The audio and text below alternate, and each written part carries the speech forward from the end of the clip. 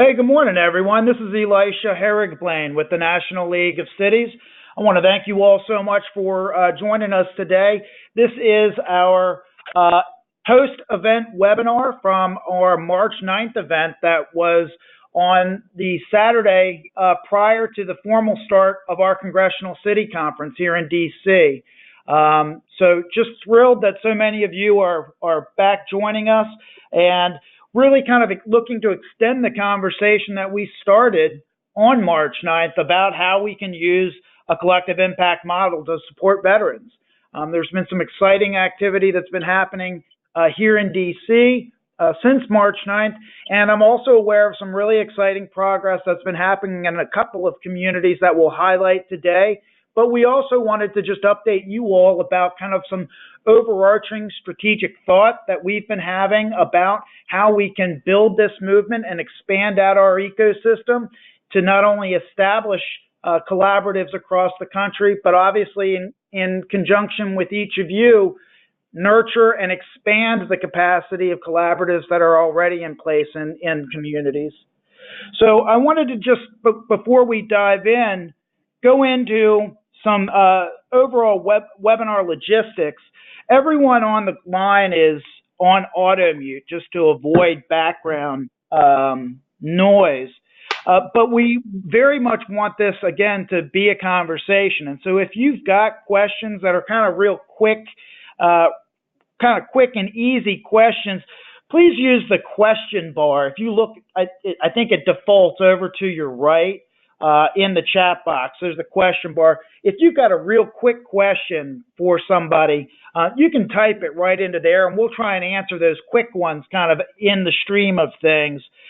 But in the interest of ensuring that our presenters have time to present their thoughts and just to try and keep things moving as best as possible, if you do have a more detailed question, if you could try and just write that down where you're at. And then on the webinar platform, you can raise your hand. And then if you raise your hand, we'll take a note of that. And when we open it up for questions at the end, we will answer those in order.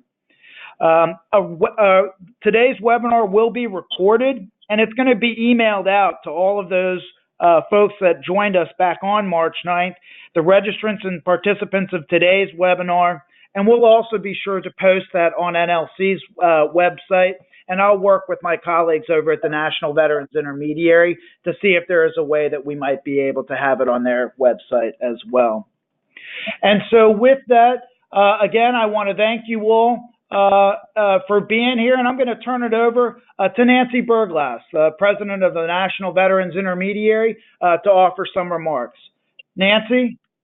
Good morning, everyone. Thanks so much, Elisha.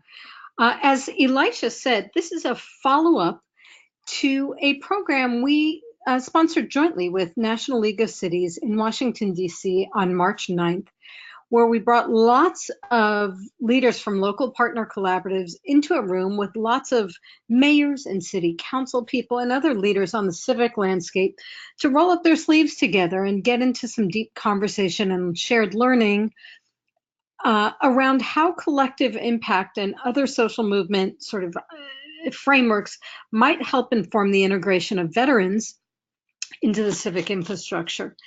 And I think we can all agree it was a fantastic event. It was an experiment that really paid off in terms of energy, excitement, and what appears to be a real hunger to move forward together as a community of practice. So it's my very great honor to partner with National League of Cities in this way, and hope everyone will stay active in this and also encourage your colleagues from other collaboratives, locally, regionally, in your state, to join in this effort as the NVI, the national NVI ecosystem is very much leveraged by our relationship with National League of Cities. So it's a fantastic opportunity to make our collective voice heard on the national stage. With that, I think, Elisha, I will turn it back over to you, except for to say there are some folks on the call, I believe, who were not at the March 9th event. I just want you to know we are happy to have you here in an observing capacity. And if you'll reach out to us afterward, if you'd like to be involved moving forward, we'll look forward to hearing from you. Thanks so much, everyone. Back to you, Elisha. Thanks, Nancy. So wanted to just take a moment to kind of contextualize what happened on March 9th, building off of just what Nancy's kind words were saying, but then also to kind of update folks about what's been happening since. And so, sorry, there you see the number of communities that were with us. So we had more than 40 people, as you all will recall, with us that Saturday morning and into the or afternoon rather. And we had more than 24 communities, distinct communities, represented as a result of that. And we had this healthy combination of what I was referring to as both sides of the ledger, where we had local elected officials, we had local partners, leaders of veteran organizations and communities. But then we had a number, I believe it was about 10 communities where we had both an elected official and a local partner. And so as a result of really kind of thinking about those folks that we were able to have in the room, when we took a step back after the event, we were thrilled at not only the number of people, but the quality of conversations that were happening that day, and the path forward that all of you laid out as a part of that. What we did realize, though, in thinking through this some more, was that all of you are part of this NVI national ecosystem, and we've realized that we've needed to ensure that we expand that out as we really begin this effort more earnestly to ensure that we have as broad of a scale and scope of representation within our ecosystem as possible. Right now, we've got 91 local collaboratives that are committed partners within the NVI ecosystem, and that's across 38 states of the country. And so we're really wanting to ensure that we get not only above 100 collaboratives, but that we get within each of the 50 states as well. And this really dovetails into why we feel it's so important to establish that broad scale and scope of a network. And that's because just a few days prior to our event on March 9th, the president signed the president's roadmap to empower veterans and end a national tragedy of suicide, or the Prevent Executive Order. Over on the left, unfortunately, I wanted to obviously feature the president, but over on the left side of your screen, kind of getting cut off, is Thomas Winkle, who you'll recall was one of our presenters. And if you go back and you actually watch the event on C-SPAN, it's pretty remarkable that we were able to have Thomas with us because he actually spoke at this event longer than the president did, and really outlined in his presentation with us that Saturday what exactly it is that this Prevents Executive Order is seeking to achieve. And really what we want to try and do as effectively as possible is we want to recreate the success of the Be Connected effort that Thomas went into as part of his presentation that Saturday. And you'll recall that of all of these partners that worked along with Senator McCain's office as part of this Be Connected effort, the result was more upstream interventions beyond just the need to identify how we improve the delivery of services at a moment of crisis when a veteran is in danger of taking their own life. There was the real recognition that with improved coordination and collaboration, interventions further, as I've said, further upstream, once someone loses their job or once someone drops out of school, before they then become at a moment where they find just no hope at all, we want to be able to get them in the right place to the people that can provide them not only services, but connect them to benefits and really help kind of reintegrate them into the community. And so beyond that, what the conversations around the execution of the Prevents Executive Order have really centered around at this point is how do we, in recognition of the crisis on veteran suicide and the models that organizations like the Arizona Coalition for Military Families has really laid out there, how do we bring that alongside the progress that's been seen on veteran homelessness, which, as we also mentioned during the event, has seen a decline of nearly 50% since 2010. And so with the work in the area of veteran suicide and the progress that's been seen on ending veteran homelessness, we really are looking for ways to meld those two together and drive some necessary resources to the community level in order to really expand out the capacity of people and collaboratives just like you all. And so one of the primary programmatic models that has come online in the last 10 years that we are looking to replicate this around is through the Supportive Services for Veteran Families program. And as I hope most of you know, that's a program that really started coming online in fiscal year 2012, but conversations around that were really beginning in earnest in 2009 and into 2010. And so as we begin to really flesh more of this out, we want to invite questions from you all. We really need your insights about what's necessary at the community level, how potentially the framework of SSVF could be adjusted to allow for the flow of resources into your communities to support and establish collaboratives. Again, recognizing that the resources out there as a part of what I am calling the Prevents program, just for conversational purposes, can do just that. What do you all need? And in my mind's eye, I think some of the biggest things that we heard coming out of our event on March 9th was that you all need resources for staffing. You need resources for databases and licenses. You need resources that can help encourage other partners to come to the table and in a proactive and engaged manner work with you all to create an environment of collective impact that can build the community infrastructure necessary to allow for that reduction in veteran suicide to occur and to maintain the progress on ending veteran homelessness. So I hope some of that is making some sense, and I very much would like any questions that you all have to talk about that a little bit, perhaps in our question and answer period. But beyond that, I would like to, at this point now, turn it over to James Mulek from the Charlotte area. Unfortunately, Charlie Hall was not able to join us today, but at the March 9th event, Charlie and Janine McGee from Mecklenburg County were at the event.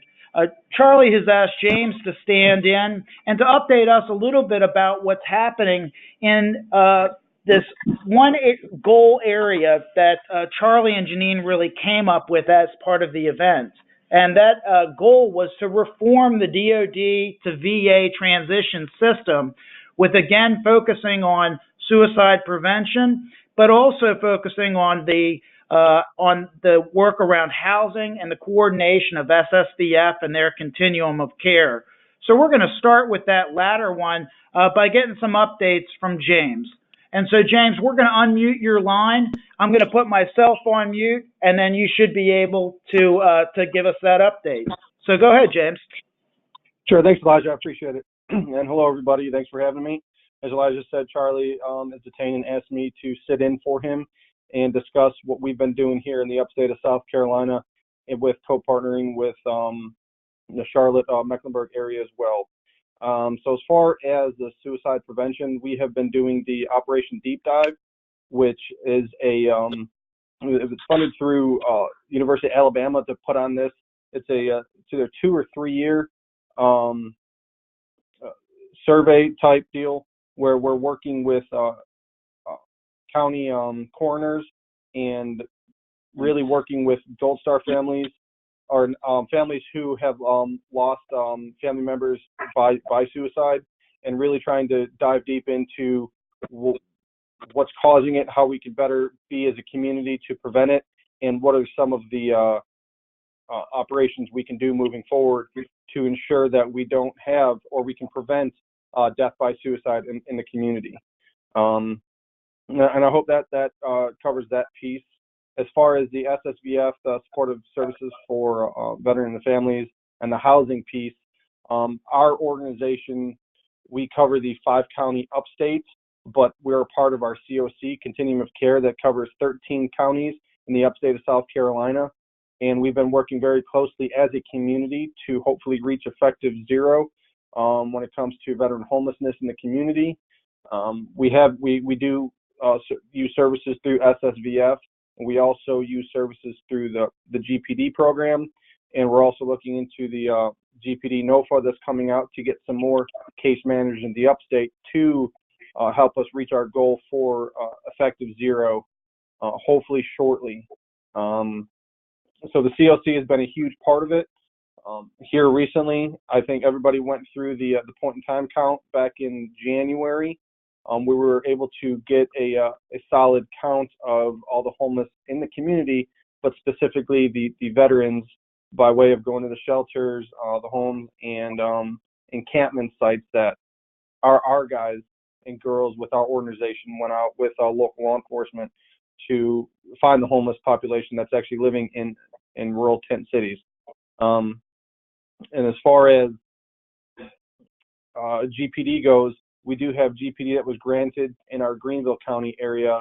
We had GPD that was granted in Spartanburg County. However, that never came to fruition because the organization lost their first house, and the second one they couldn't get the VA in there in time to do all the work that needed to be done for the house to house the grant itself. So hopefully they'll be reapplying for that next year. And also working with HUD-VASH and VA. I think there's roughly 160 vouchers in the upstate. So we're really working with our community partners to move forward with doing all of that. So is there any questions, or Elijah, does that explain good enough, or is there anything more you No, need? that's great. No, that's great, James. Really appreciate that. I think the only thing that I think I would add is are two elements. I think one of the things that I know we're working on in the upstate area of South Carolina is to really encourage and working with the COC to get the by name list of homeless veterans into the master template tool. No, that's all right. Into that master template tool. Yeah, so we've actually been doing that. If you don't mind me explaining what we've been doing, every other Friday we have a by name list phone call with all of our community partners, with the COC, SSVF, GPD, any other housing agencies, and our organization, Upstate Warrior Solution. We go through the list of every veteran that's been identified, put through Access Point, and placed in the HMIS system. And we're really encouraging our other community partners to get in there and join HMIS so they can also be points of contact for adding veterans and homeless veterans to the list. So we have a clear count of all the veterans who are experiencing homelessness in the community or are extremely at risk, so we can really have our arms around the whole situation. So I apologize, I didn't bring that up. Oh, no worry at all. I think the other dimension of this that I'll offer is that really what we've been learning as a result of getting that data into the master template tool for the criteria and benchmarks that measure what it means to achieve the functional zero for veteran homelessness, is it's really educated us about the need within the system there in the upstate of South Carolina to expedite the number of housing placements in order to exceed the amount of inflow that we're seeing to the homeless system.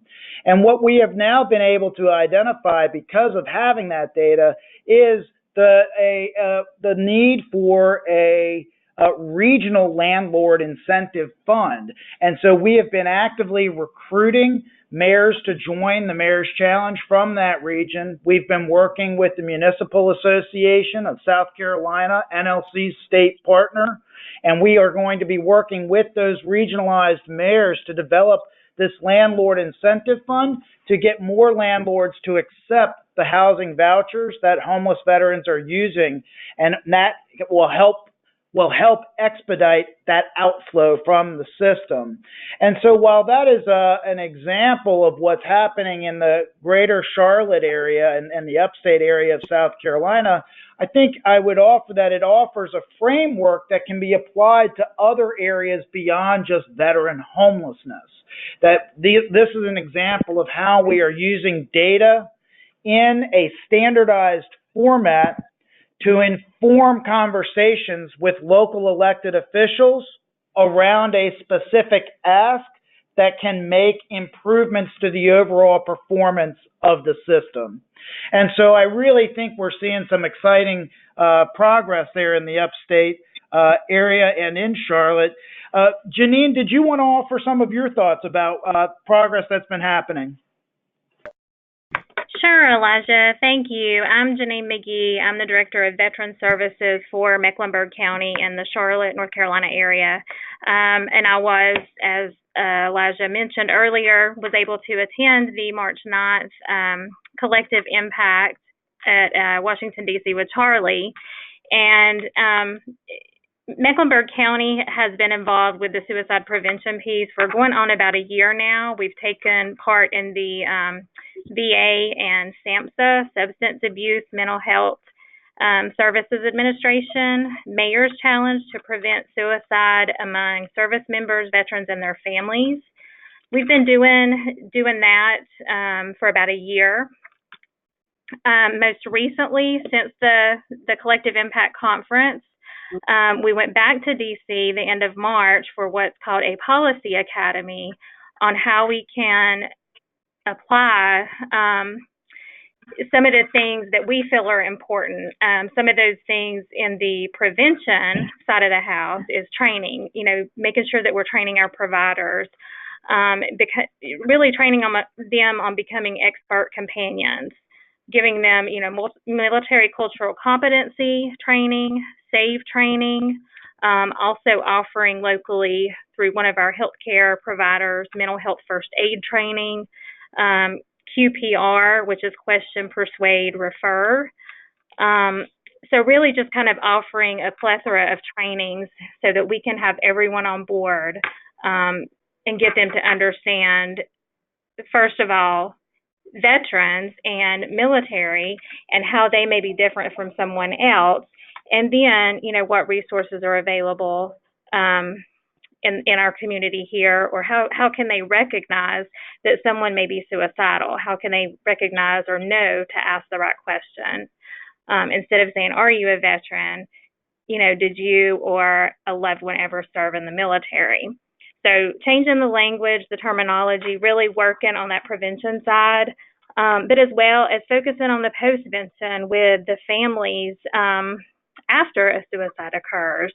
That's also been our big focus because we've realized, even though we're in an urban area, there's not very few resources available for postvention, but it's a need that is out there, and we want to make sure that there's those type of services in place, and who those individuals are. We want to make sure that they're sitting at our table when we're having these collective, collaborative meetings when we come together. So we're also involved in Operation Deep Dive, just as James mentioned that they are in upstate. And, we just started this the end of March as well. So we've really just started digging into it.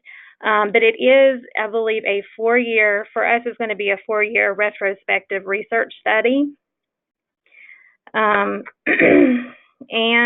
then also another initiative we've taken part in on the suicide prevention is the Intercept Crisis Mapping. And again, that's with SAMHSA. And that's really just to figure out our access points with mobile crisis, with the VA and other healthcare providers. So we know that first point of contact, who that is. In regards to housing and the COC SSVF, unfortunately, Mecklenburg County last year, we lost two of our main SSVF providers. So we went down to one. We went from 3 to 1, which was very unfortunate for us because, I mean, we have 342, I believe it is now, homeless veterans in Mecklenburg County. About a year ago, we started an initiative called Built for Zero, which is with Community Solutions. It's funded by Quicken Loans, and really it's just to help us to get to ending veteran homelessness sooner. We had taken part in the Ending Veteran Homelessness back in 2015, and from that, there was a Housing Our Heroes committee that was created.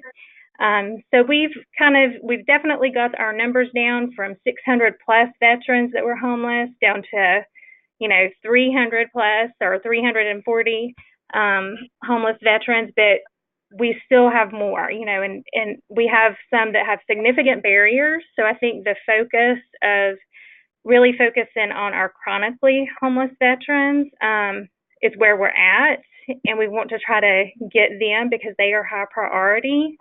We want to try to get them first, and we feel like we can get a good hold on them. We have about 45 chronically homeless veterans.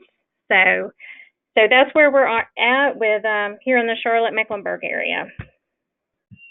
That's great, Janine. Thanks. And I think one of the things that you asked about really speaks to one of the questions that we got from Laura Whitfield. And Laura, if I'm remembering correctly, you're down in the Orlando area.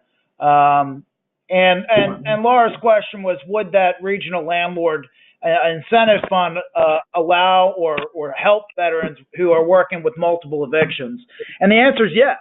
That's one of the exact reasons why the incentive fund is necessary, is that just as Janine was talking about their reduction in veteran suicide from more than 600 to closer to the 300 range, what I think we are seeing in data across the country on the issue of veteran homelessness is that those folks that we're really kind of getting down to at this point are some of the harder to serve veterans. These are folks with sex offenses on their criminal records, felonies, violent felonies perhaps, multiple evictions, bad credit, and as a result, we really need to look at creative ways that we can incentivize landlords to come and experience what it means to house these individuals, and equally what it means to work with the service providers who are implementing the supports that enable these folks to maintain that housing successfully, and really to see that there is the opportunity for a mutual partnership to allow everyone to succeed. And so we're working with communities, not only there with the community there in the Charlotte, upstate South Carolina area, but we're also very actively working with other communities such as Colorado Springs. And I'd be happy to join to share some of that if that would be of interest. I also just would offer the reflection that I hope others kind of heard in what Janine was mentioning there, which is, again, that framework of really using data to better identify tangible, specific, and pragmatic action steps that stakeholders can take is being applied when they talk about Operation Deep Dive and that 4-year retrospective research study on the veteran population, and then also that process mapping that's being supported with SAMHSA. Again, the ability to take that data and apply it to the processes and procedures in a community are really going to help enable us to identify what exactly it is that needs to happen to take efforts to the next level. So I think it's really encouraging to see that happening. James and Janine, thank you so much for your willingness to share all of that. I'd like to now turn it over to Sioux Falls, South Dakota. Some of you, I hope, had the opportunity to interact with Councilmember Brecky, who was able to be with us there in at the event back in March, the council member has really taken the bold step and has really just grabbed onto this and run with it. And she's been just a tremendous partner and a lot of fun to work with. And so I'd like to turn it over, council member, to you so that you can tell folks about what you've been doing on this front in the last 7 to 8 weeks. Certainly. Thank you, Elijah, and the rest of you. I was there as one of the entities that was there as an elected official along with my local partner, and I was just really being brought into the loop really as a part of that meeting, and from Jill Baker, who has actually started a CAV, a CBEB here in Sioux Falls, South Dakota. And so what we kind of did, did a divide and conquer thing. When we got back home, I really took on the political challenge at the highest and lowest levels. And so I began, my assignment was to, try to get our congressional delegation to support our efforts all the way down to our governor, our South Dakota Municipal League, and then my local council members and mayor. And so that was my assignment. Jill was to begin working on what it was we would need in the final steps to put things together. And that was, she had identified that we needed a more broader and local support of 211 services. And we needed to, we were going to look to Mission United. And she got that information from that meeting, that utilizing Mission United as our backbone organization under collective impact is the direction she would like to see us go in Sioux Falls. So what I did was actually, while we were still there in Washington, D.C., I was able to get us a meeting with Senator John Thune, one of our South Dakota senators. And that started the ball rolling before we even left Washington, D.C. in March. And then and their office actually suggested that we work together with the other two offices, because our second senator, Governor Round, former Governor Round, serves on the Veterans Affairs Committee and the Veterans Services Committee. So then after I left Washington, D.C., I began immediately getting involved at the local level with their staff, which also worked all the way up to the upper level. And so in the last, since March, we have achieved their support at that level, and they have told us that they will, support us in whatever we need them to do. If we need them to sign a letter to take to the United Way people, or to, work through our state system to help us get the 211 services expanded. So left on my list, I've made initial contacts with the governor's office and our South Dakota Municipal League, and I just need to make a face-to-face meeting with those. And then I've got support from my local councilors and mayor as well. So we have the political pieces in place. And just quickly, how I did that was I really started with a memo. It's really just a short memo. And Elijah, you have a copy of it, but maybe I'll just send you another copy. I was looking at it this morning. It could really be used as a template, I think, by people who are reluctant to contact, their elected officials directly. I'm from a small state, so for me it was easy because I know a lot of these guys personally, and we run into each other, at local events, and so that I was comfortable doing that. But what I tried to do, just knowing how they work, just tried to put something succinct in place, and it's just a little over a one-page memo that basically it identifies the challenge, it identifies the entities that have come together to fix the challenge and the expertise that they bring and how they plan on fixing the challenge.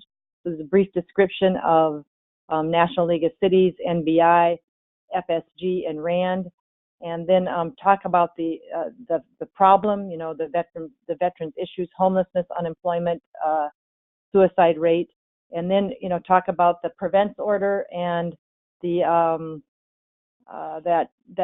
there's some legislation, the Molnar Act legislation, and then I went into just a specific ask them what we were asking them to help, help us get from help from 211 and from the United Great Way group, and that's what I sent, as a follow-up after meeting with the staff. I've yet to meet directly with the senators, but we've got assigned staff locally we're working with, and then I've assigned Elisha, the staff that's in DC, to work with him.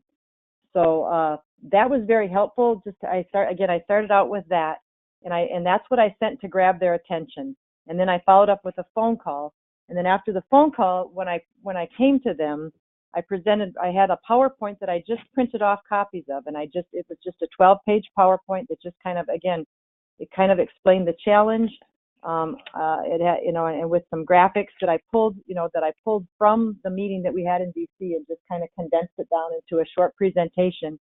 And that, I think, really made them know, enough and not too much. Those that wanted to know more, I got Jill Baker involved, and she did a much lengthier PowerPoint, and again, which we just gave to them in hard copy on the collective impact process. So for those individuals at the staff level that wanted more information, we're in the process now of meeting with them and actually going over in detail with them the collective impact process. So Elijah, I will email you both those, both the 12-page one that I did, kind of the short version, and then about the 20-page one that Jill did in that memo. And if anybody wants to use those and mimic those, adapt those to meetings, I think it worked very well for us. We gave the ones that wanted a lot of information a lot, the ones that just wanted a little. And I think that's kind of how you have to approach that when you're working with those kind of officials.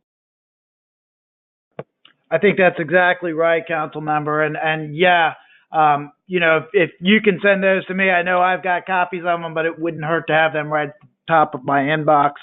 And yes, I completely agree that I think they're a wonderful template that we hope others will use. I hope others really kind of heard from the council member there a couple of the kind of points of leverage that she really has been working with, not only the local offices of members of Congress within the district, but also the DC office.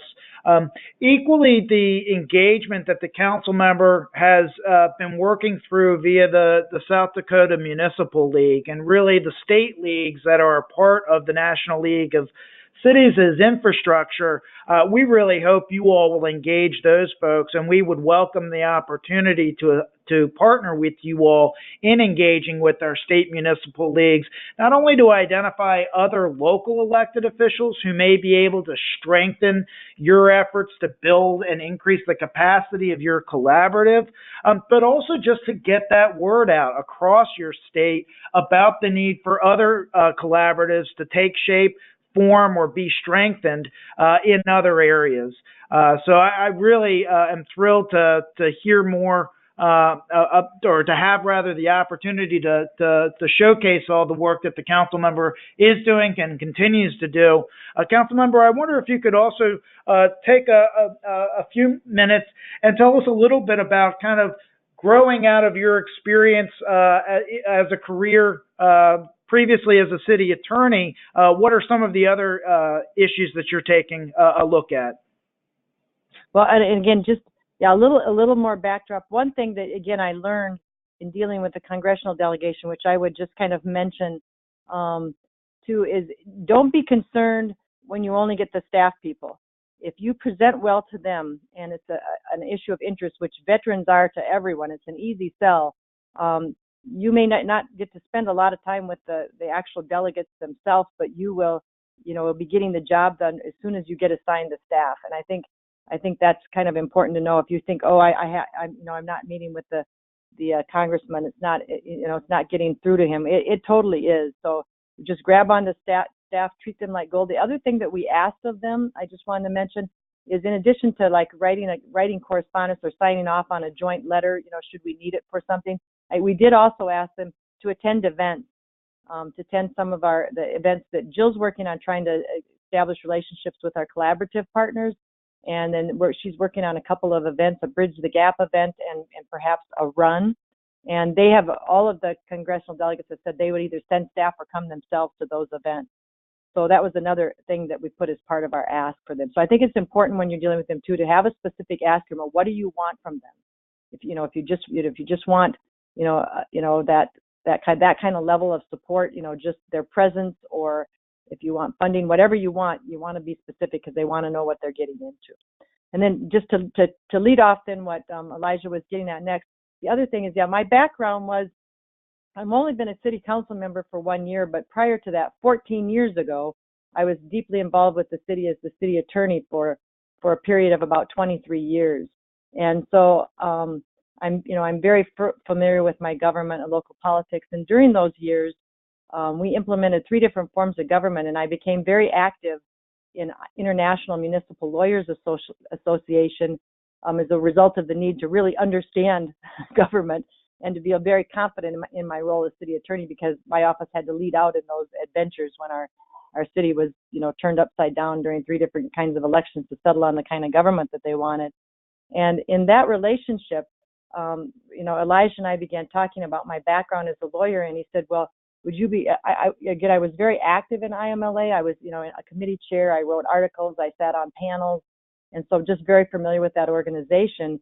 And so he started talking about my legal background and said, we're ultimately probably one of the issues that we're going to be facing with all of this is the exchange of information, both, releases from the individual themselves and memorandums of understanding amongst the various collaborative partners and government entities, because that seems to be, to me, one of the biggest obstacles in working through this problem, as I look at it, is getting all the information, cross-exchanged to the entities and the individuals that need it in order to best serve the veterans. And so we started talking about that. He asked if I would help, maybe draw up some sort of a template for that. And I dove right in and said, sure, I'd be glad to do that. But then it occurred to me, I've actually been out of government for the last 14 years, and I ran a business.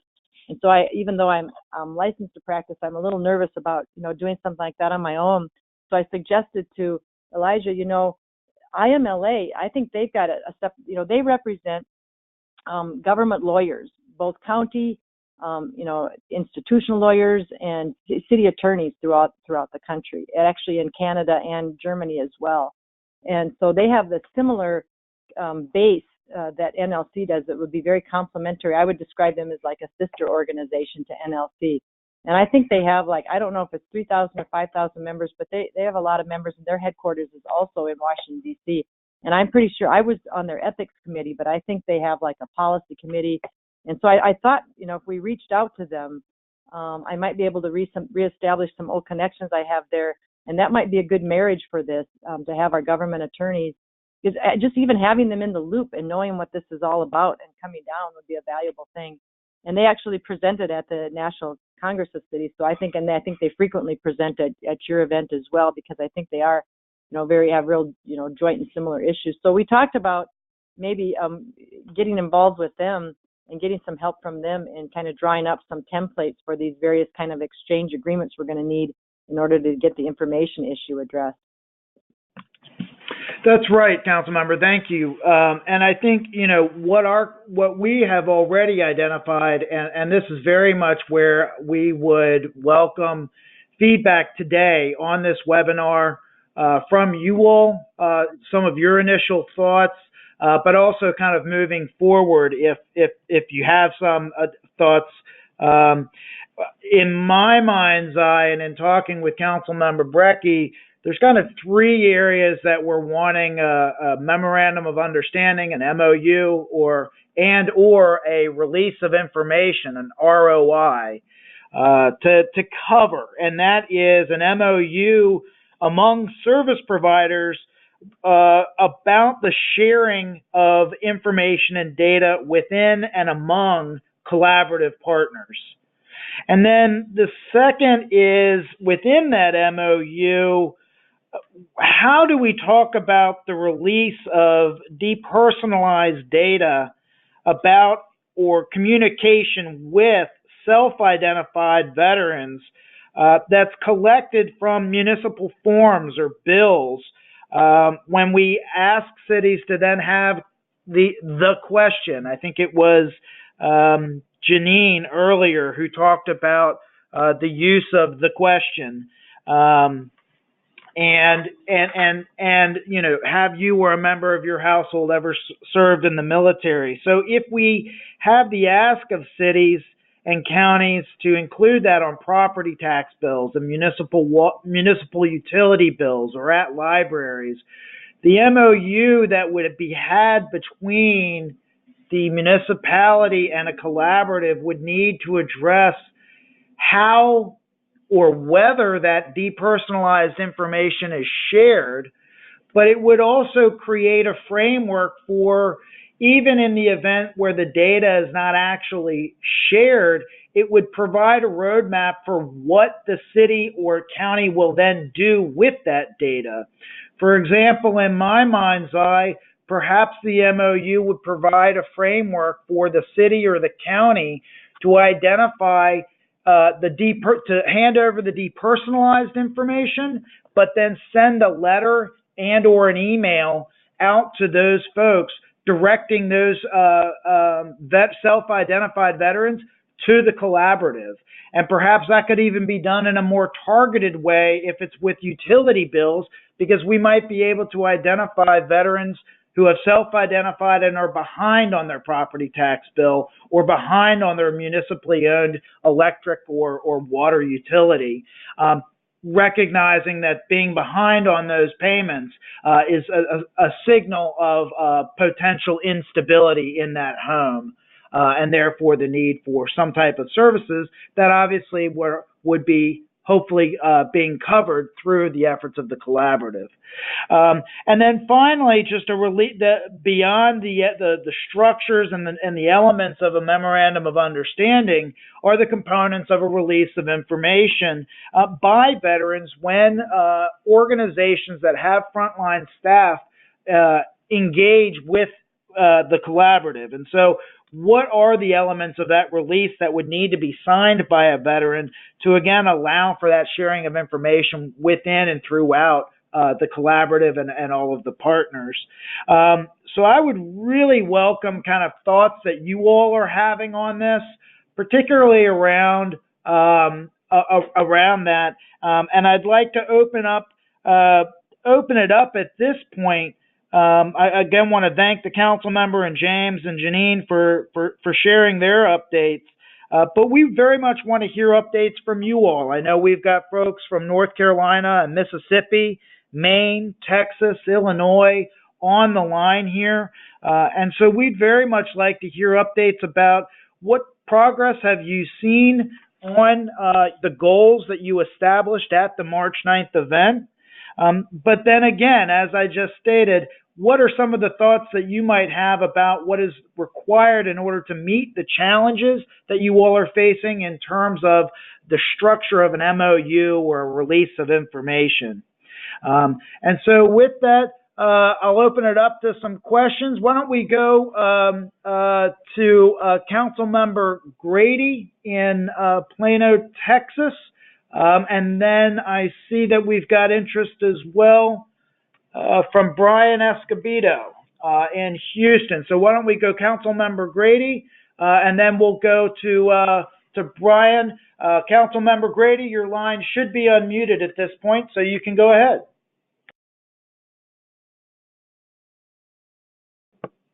Council Member Grady, have you checked to make sure that your line is unmuted? He's self-muted.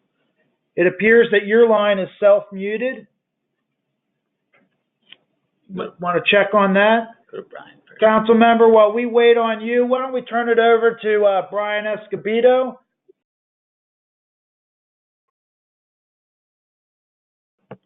Brian, is your line unmuted? This is Brian.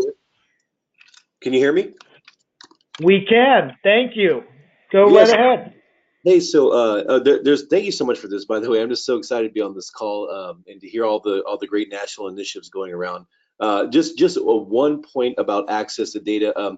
Here in Houston, the state of Texas has the Workforce Commission, or the workforce. Yeah, I think it's called the Workforce Commission, but that's the state agency for employment, right? And they have a specific veterans unit. So the DoD sends information of active duty folks heading back to the state to that Workforce Commission. And so what they do is they contact the veteran and they automatically refer them to Combined Arms if they're moving to Houston. So that's the only place that I've heard where the DoD actually shares the information of the transitioning vets heading back to the state. And I'm just not sure if other states have the same sort of setup with the DoD and a Workforce Commission of some sort. But if that's across the states, that'd be amazing. So, Brian, I appreciate you bringing that up. It's my understanding that at a minimum, I was at an event last year towards the beginning of the year in the state of Georgia, and I heard from the Georgia State Secretary for Veteran Services that indeed DOD does send to the state DD 214 information of discharge of veterans whose home county of record is within the state of Georgia at the time of discharge. So that is an agreement that came into place because of the proactive work, it's my understanding at least, from the State Department of Veteran Services to the Department of Defense. I'm not sure about how that structure got in place there in Texas between the Workforce Board and the Department of Defense, but it would be a great opportunity, I think, now knowing that folks can reference both the example from Georgia and from Texas to begin having those conversations with their state departments of veteran services and what they are doing in terms of receiving data about, again, it's veterans whose home county of record, when you go in, is identified as being in that state. What the numbers of what the data roughly tells us is that when veterans exit their service, roughly a third go home to their home county of record, roughly a third stay around their last area of deployment and stateside, and then roughly a third just kind of disappear into communities.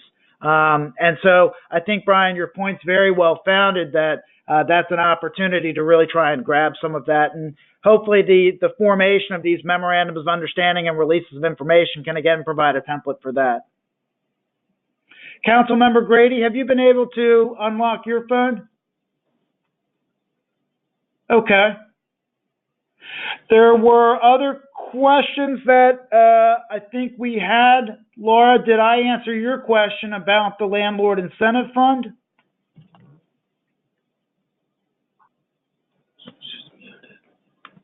Comment though. There you go. I'm as sorry, far Laura. as- We were looking to, I apologize, Laura. We were looking to unmute your line. Go ahead. I'm sorry. Thank you. Yes, yes, you did answer my question, and that's great news. I definitely am interested because that's a major barrier here in Central Florida. But wanted to just add very quickly in terms of MOUs and partner agreements. We Mission United here in Orlando, we do have a partner agreement with our community partners with the agreement to share information, and you know, it's you know, definitely aggregated data on the veterans that they've served. So we just implemented that a few months ago, and you know, as we bring partners on, you know, that is one of the documents that we provide and ask them to you know, to be willing, you know, to do that. So Laura, that's really great to hear. I would just offline like to talk with you a bit more about that. Anything also that you have written up on that you feel comfortable sharing with the network, maybe in response to the email that I'll send out after this webinar with the webinar recording and kind of some of the other things that have already been referenced here. If you do feel comfortable with just replying all and putting that document up there, we'd really appreciate that. I think the other thing that we would like to do is get a copy of that. I think what is going on in my mind's eye is we've already started kind of a Dropbox in order to host all of the PowerPoints that were at the event for March 9th. So we can just start adding stuff there. And I'll work to ensure that that's kept in a clean manner so that it's easy to navigate and find the files that folks are looking for. But yeah, we'd really appreciate that. Mm-hmm. Absolutely. Thank you. Laura, while we've also just got your line unmuted, any other updates that you'd like to provide about the work that's happening in Orlando since the March 9th event? Mm-hmm. Oh, sure. Well, one of the things that I shared that we were working on is, you know, increasing the hiring of veterans and giving more opportunities for veterans to obtain post-military professional licenses and certifications. So what we've done is we've established an employability fund, to have either one-time assistance or, it could be multiple times, but for those licenses, certifications, also short-term training that a veteran can take, with vocational or skilled trades training.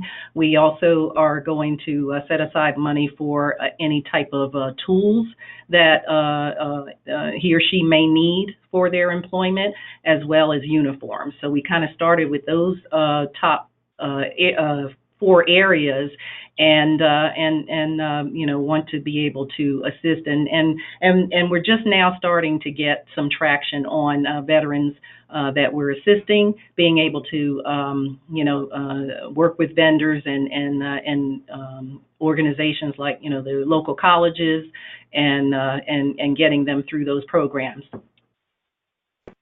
That's great, Laura. What's your funding source on that? Well, it's we had a little bit of funding, from just donors in the community, but we actually are having a big fundraiser this weekend, and so we're definitely going to earmark some of the funds raised at that event for this fund, and hopefully leverage that with some grants that we're looking into. That's great. And just out of curiosity, have you had conversations with your Workforce Investment Board about the integration of their efforts into this? Well, yes, actually, yes. One of our partners is, they do contribute funds, for veteran, training and reintegration training, and so we actually fill the gap that if they're not able to fund an entire either semester or program, then we are able to plug in the rest of the money so that the veteran does not have any debt to go through that program. That's great. That's great. That's great. Well, thank you, Laura. That's really exciting. I hope you'll kind of put a flag in the back of your head that as all of that work in the employment space continues, if you could just try and remember to keep this network updated about that progress. In my mind's eye, I'm particularly intrigued about the potential to learn from not only your experience, but bring that to bear with some of the experiences of the Veteran Hub out in Lacey, Washington, which worked with their Workforce Investment Board to amend their Department of Labor plan that they put into DC for authorization. And when they received authorization from the headquarters of DOL, they were able to receive a boost in funding to their Workforce Investment Board for veteran-specific work plans and proposals, and that really helped kind of provide some of that initial funding to get veteran-specific training programs going. So I'd be curious to see if there's an opportunity to kind of blend some of those together. But thank you so much for that update. Councilmember Grady, I understand you might be back on now? It sounded like it unmuted, yes. I hear you loud and clear. After you, sir. Well, wonderful, thank you. I just thought I would give everybody an update. We did see in the PIT count, the point in time count, this past January, that homelessness within the Dallas metro area increased significantly. Probably several factors for that, but I am meeting this Thursday with the Metro Dallas Homeless Alliance. We're going to be addressing that and working with a start of a program to decrease the homelessness rapidly over a period of 6 months so that we can tame some of that down. The Collin County Veterans Coalition continues to work with over 150 organizations in Collin County and beyond, not only from a standpoint of getting everyone to work together, and understand each other's missions, but also to um, be an advocate for legislation on the state side in regards to some of the things that we are seeing from a homelessness standpoint, or what contributes to homelessness, or income disparity between veterans and the general population.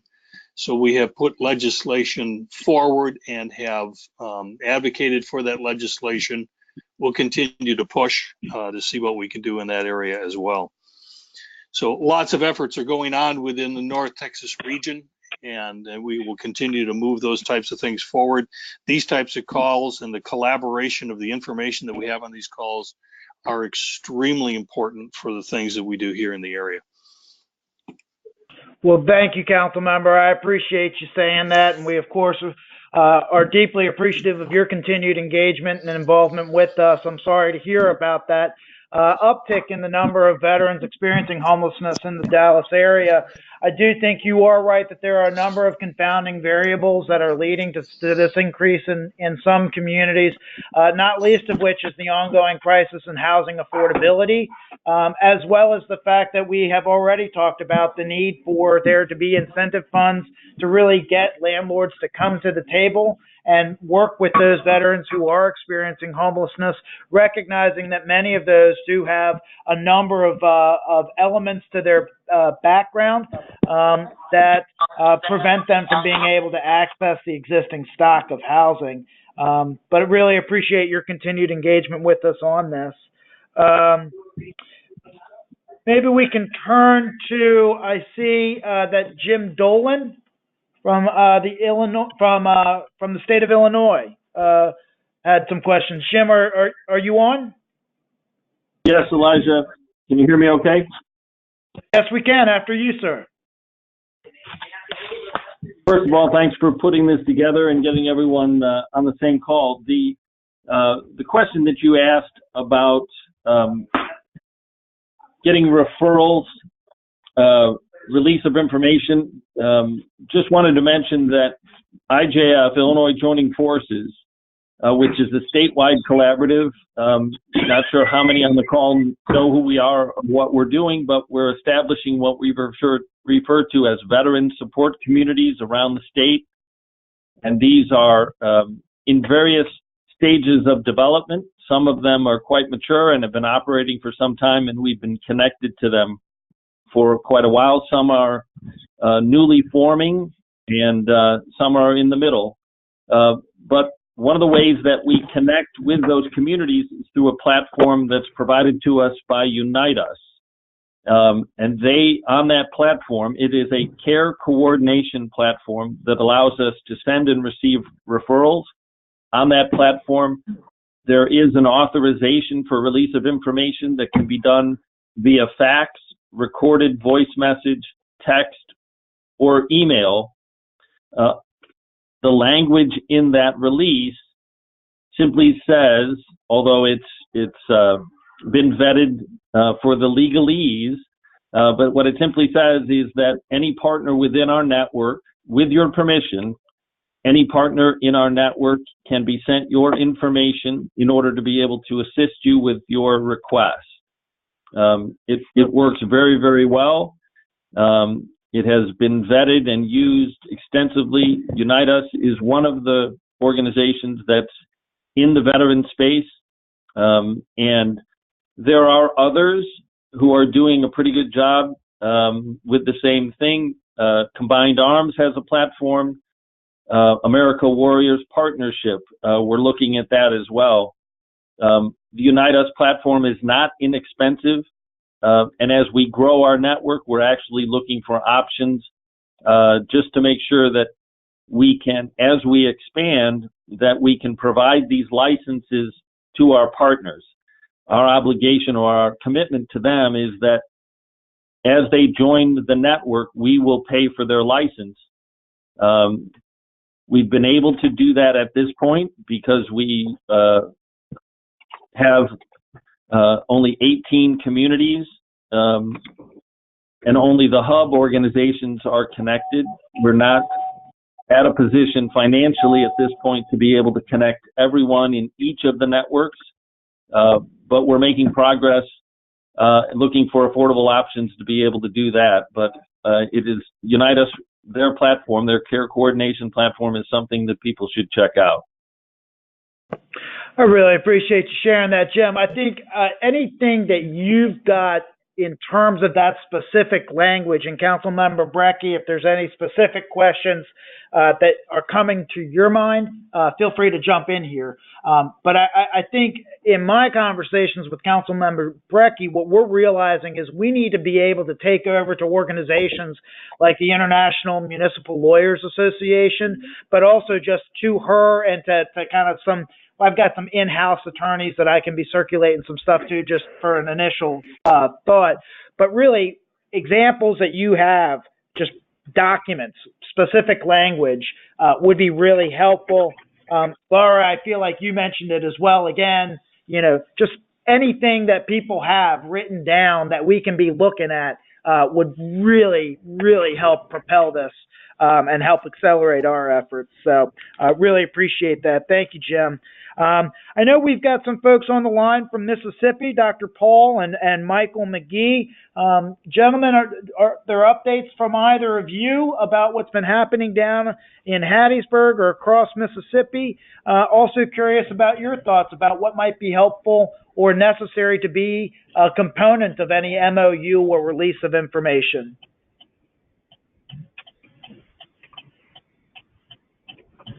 Dr. Paul? And what about Mr. McGee? Okay, we can try. Oh, there you go. Yeah. Hey, Michael, how are you? Well, this is Joe Paul. If Michael's on the line, he can go ahead. No, sir. Go right ahead, Dr. Paul. Well, following the great meeting that you hosted, Michael and I and the mayor of Hattiesburg and General Hammond met. And then following that, we've had one meeting of what we hope will become our collaborative. And I learned a lot about other state agencies. Earlier was mentioned relationship between, in our case, the Mississippi Department of Employment and Security and the Office of the Governor. And they do indeed have a Disabled Veterans Outreach Program specialist. I'll be reaching, after learning today about, I think it was Houston's or Texas's, can't remember which, to look at my notes, but that the state had an agreement with the Department of Defense on sharing information about those released from active military duty in that state. We'll be following that up. But I would say in general, though enthusiastic, we're taking baby steps, still considering options for collecting and managing data, and a lot of positive energy. But thanks for asking.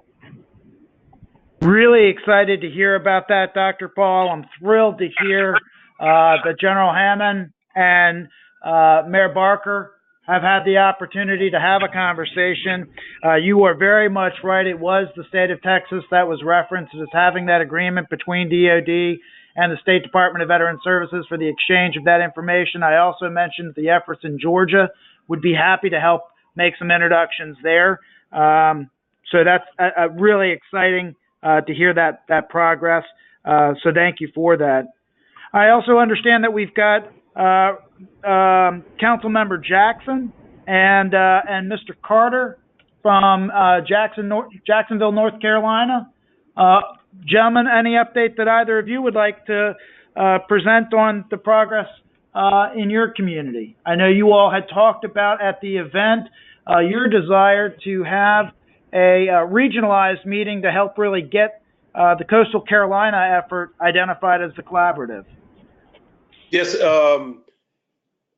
good afternoon. This is Don Carter, and those are some of the ongoing things that we have. First of all, can you hear me?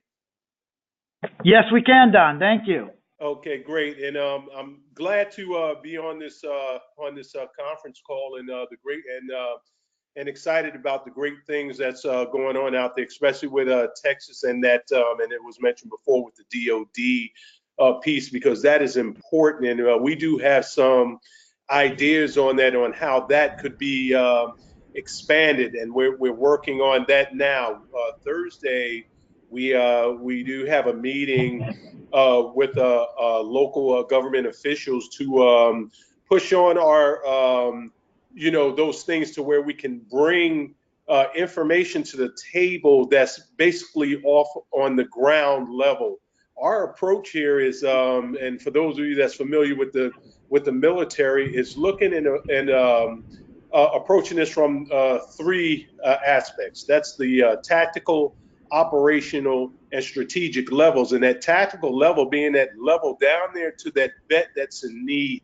The operational level being all those sources, resources that are out there to support that need. And the strategic piece is looking at things in that can prevent these things from reoccurring, because we did hear on there where we talked about where someone was talking about homelessness increasing, and so we look at a lot of the projects and we try to determine or put some analytical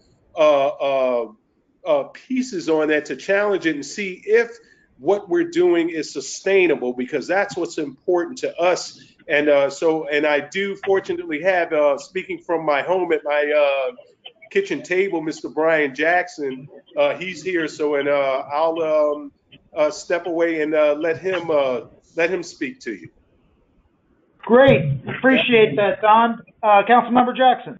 Yes, sir. Thank you for the opportunity to speak to you. Thank you for actually bringing this group together. That is definitely needed. One of the concerns of mine is actually, I kind of echo what Don has said, and trying to move ahead and trying to bring the various pieces together. But one of the concerns is trying with this process is getting the veteran to self-identify, because you have to include, they have to be the ones that actually you reach out, but they have to meet you halfway. So try and in terms of building up that data, I think in a lot of cases we'll be moving back and forth numbers. I think, do you want more demographic information? Because I know in a lot of cases that the veteran, he's not going to want to even, he's concerned about his data being in various places. So I see some difficulty there and trying to actually figure out, and with my experience working with the service organizations, trying to figure out how the best way to get that information and protect it. Also, we deal with this is a very transient area, and you might deal with an issue where you have a veteran, a service member that comes out of the military, and they have a home of record, but they might actually be staying in the area to prepare to go to a job in a different location, be that domestically or being it somewhere outside the country. So, trying to, when I was listening to what you were saying and trying to figure out the best way to track or to provide that information, trying to assist and trying to wrap my head around that. But we'll continue to give you updates in what we're trying to do in this area. I think we'll have something to work with after Don goes to this meeting on Thursday. And, as we try to galvanize together to get the proper support to make sure we're successful. So thank you for the opportunity. Thank you, Council Member. I do think, I think it's great to hear that you all are thinking 1-2 steps ahead, right? Recognizing that the first element that has to be in place is a vehicle for that coordination, right? Who is that community quarterback that can really help bring together all of the partners and build that community consensus to enable that framework of collective impact to occur. And so beyond that, then it is a matter of, once we've built the collaborative, having that collaborative informed by data. So we're thrilled to hear about the progress that you all are making there. And look forward to you all walking with us through all of this. We've got a little more than 15, a little less actually, I apologize, than 15 minutes remaining. And so I just want again, open it up to folks. Are there any specific issues that people are thinking would be necessary to keep in mind for a memorandum of understanding or a release of information? If you've got not only questions or thoughts about that, but also if you would be willing to provide an update about the progress on the goals that you identified as part of the March 9th event, you can raise your hand using the platform, and we can turn the mic over to you. Camden, I know you were on the call earlier. You still with us? Yes, I'm here. Hey, how's it going? Going great. Good. Yeah, any updates from Portland that you'd like to perhaps share? Yeah, I mean, it's nothing thrilling. I did make it through all of my goals that I kind of set forward early March. And it's really, at my stage, it's a lot more developmental and kind of putting together the right teams for things and connecting with city councilors. So just making progress there. And my group only meets quarterly, so the timing of it meant that we kind of missed our past meeting. We have a meeting in 2 weeks, so that's going to be kind of really putting things in play at the larger level. So one thing, Camden, just to let you know, is I was forget the councilwoman's name. I think it's Jill. Thank you. Yeah. I'd been emailing with her prior to the March 9th event. So I don't know if you've been able to get any traction with her, but she may recall some of those email interactions. I think she may have even been coming to to our conference then, but just wasn't able to make the Saturday event. So as you kind of begin to interact with not only the council, but also the mayor, please let us know what you feel we might be able to do to be of assistance on that. Really want to try and help really strengthen your relationship with them. Yeah, absolutely. No, the council has been pretty receptive, and I expect at least one representative in attendance at the upcoming meeting we have. That's great. And have you thought about a real specific request that you would have for the city at this point that would help elevate your efforts? Well, at this point, really, I just want to see where the city thinks we could be focusing some of our efforts. We've been operating in a little bit of a wind tunnel since the group was kind of established, and I'd be curious to see where they think there's some areas. I would expect it to be around substance abuse, but I don't know where they fall on what they think the major challenges veterans are experiencing. And of course, in my city, even not necessarily counting the veteran community, but affordable housing is a huge issue. So I think that definitely impacts the veteran community. But I'm sure that's something they talk about every day, so I don't think they really want to hit it again. Right. That's always a tough nut to crack, but there's always an opportunity there to start that. So that's good. So I appreciate that, Camden. Thank you so much. I know we've also got Councilmember Lipke from Florida. Councilmember, were there any questions that perhaps you had, or kind of just reflections about where the process of things is going in there in Florida? You're in the I want to say in the Clearwater area, if I'm remembering correctly. Is that right? Yeah, that's right. Can you hear me all right? Yeah, we can hear you. Okay, cool. Yeah, I'm down here in Tampa, St. Pete, Clearwater area, and I really don't have any questions. I appreciate the continued effort of collaboration, and I'm looking forward to being a long-term partner in this process. Really appreciate that, council member. There are some emerging stakeholders coming out of that area. So I really appreciate your willingness to continue to be a part of this. and we will be sure to keep you posted. In the final few moments, I know we've got Karen from San Antonio on the line. Karen, any updates from Texas? Hi, Elijah. Appreciate the opportunity to be listening today.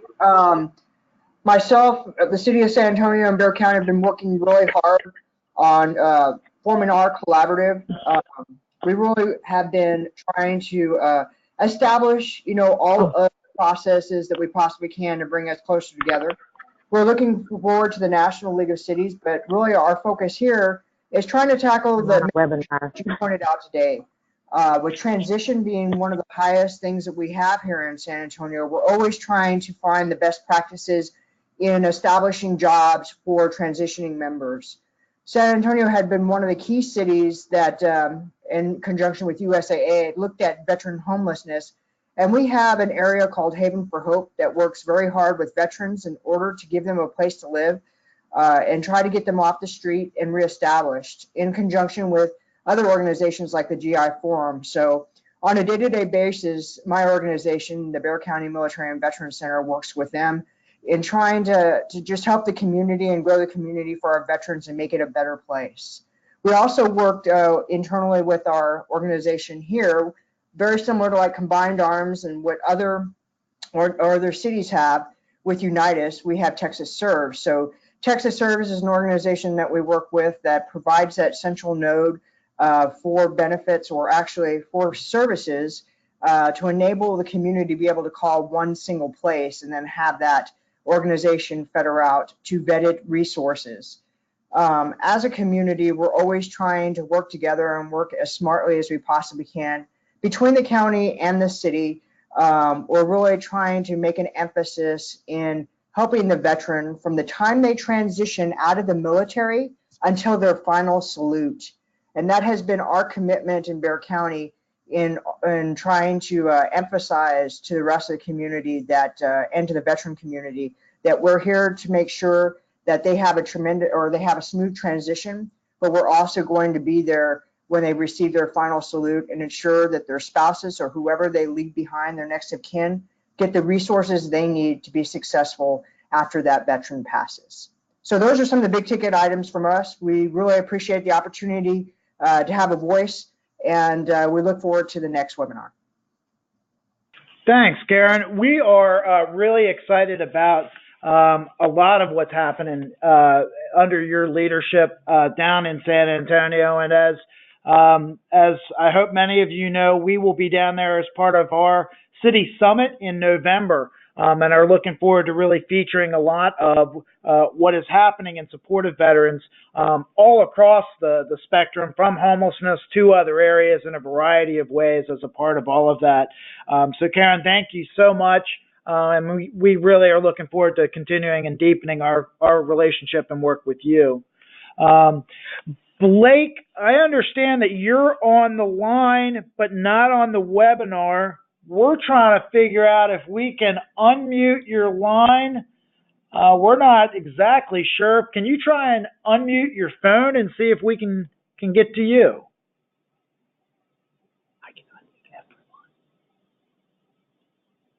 Blake, I'm really sorry. We'll hopefully try and get to your questions or comments at another point, but really appreciate you being on. Regina, are you still on the line, and did you have any questions or comments? Hi, can you hear me? Yes, hi. Awesome. This is Regina Williams, United Way of Tarrant County in Fort Worth, Texas. I'm really excited about the information that I've heard thus far, and really want to follow up with the council member out of Dallas. So if you could connect me with him, that would be great. Interested in the homeless information for that Homeless Alliance. We did have a State of the Community for Tarrant County where we talked about homelessness, and so I would really like to compare what is coming out of Dallas as well. So happy to do that, Regina. Thank you. And since we all met in March, we have really been moving forward with our veterans initiatives. We actually have a report coming out that we will be doing at a VIP breakfast for many of our elected leaders as well as some of our potential funders of United Way, specifically about veterans, and that's coming up on June 10th. And that's really to give a report of where we are right now as a county and in North Texas and where we're trying to go. Really with being a convener, we have, in North Texas, there are so many service organizations, each operating in silos, but we have been really blessed in the respect of bringing together 45 of those providers that have agreed to an MOU and working together with the Unite Us platform in conjunction with America Serves. Still struggling a little bit with, there are always going to be the organizations that are concerned about releasing data and or releasing that power, but getting everyone to operate in a collective manner has been the goal of ours and so many organizations. So that's really one of our major focus areas for right now, is getting everybody in the same sandbox. That's helpful to hear, and that's promising to hear. That is your identified area of really bringing folks together there. So happy to hear that. Wanting to support you in any way that we can, and certainly we'll be happy to connect you to Councilmember Grady. I do understand that we did have some questions from folks that unfortunately we're not able to get to. We are rapidly approaching our time here together. Again, this is going to be recorded, and we'll be sending that out. And Nancy, did you have any final remarks before we remind? But actually, Nancy, before I do that, just do want to remind people of a couple of upcoming webinars that we have already scheduled. You should have received registration links for these. You can see those dates and those topics on your screen now. Again, I will send the registration links for each of these as part of my follow-up email to this call.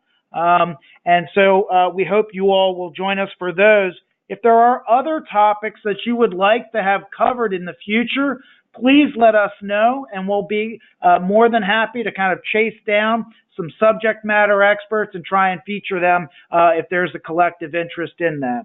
With that, I'll turn it over to Nancy, who can wrap up our webinar today. But on behalf of the National League of Cities, I want to thank you all for being a part of this. Nancy, over to you. Great, thank you. Everyone, it's Nancy Berglas, President of National Veterans Intermediary. I think I wanted to end on the note that this entire phone call and the energy and synergy that's rising up from it wouldn't have been possible were it not for a collaboration. And that's the collaboration between National Veterans Intermediary and National League of Cities. I wanted to end on that note to say that there are some folks on this call who are members of the NVI, National Veterans Intermediary ecosystem, but some who aren't. And I wanted to invite those of you who are not part of our ecosystem yet to sign up with us. And that's really easy to do. I'm going to invite you to email me directly, nancy.berglas, that's B-E-R glass, like a drinking glass, nancy.berglas @nvi.org. Reach out to me if you're not a member of our ecosystem.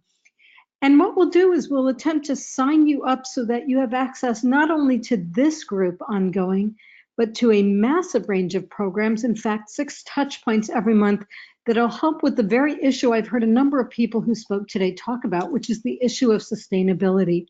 It's one thing to strike an MOU with the DoD or with your city, for example, but it's another to keep that energy going and productive once you get there.